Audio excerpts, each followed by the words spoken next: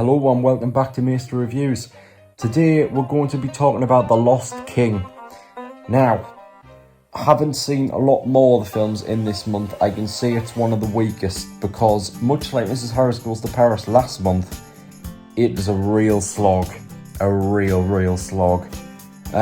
This film could have honestly been an extended short film and could have been told as a really nice, compact story within about 40 minutes.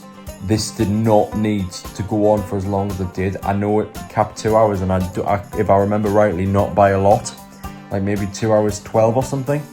I don't know, I'm taking a complete shot in the dark there. But I know it took over 2 hours.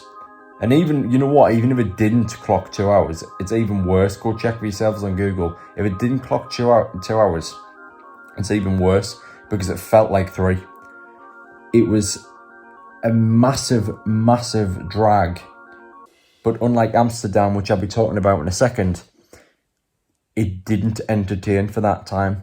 Whereas I thought with Amsterdam, there was at least something to grasp onto to entertain you, and it was mainly through the performances. Here, the performances aren't spot on, and I've definitely seen better, especially from the likes of Sally Hawkins.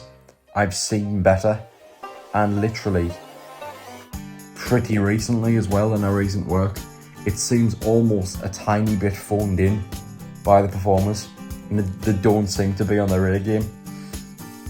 And the only thing that it nails home is the injustice, the theme of it, how her story being told hasn't really been told properly because the University of Leicester literally jumped in and took the fine from her, which clearly I'm going to say, which is technically a spoiler, but I'm going to say because it actually happened, and they jumped in and took the fine from her, which, I mean, again, filmmakers could be biased. I don't know how much to actually believe about that and what they painted out in the film, but they seemed very antagonistic, and injustice was nailed home perfectly. That as a theme was by a mile the most meritable part of the film, without shadow of a doubt.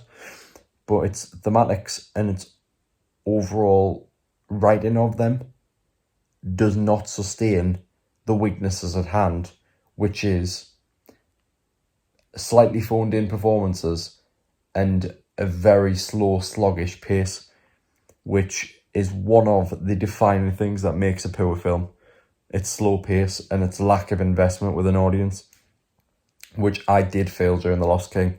So I don't know what to take from that when you consider streaming it.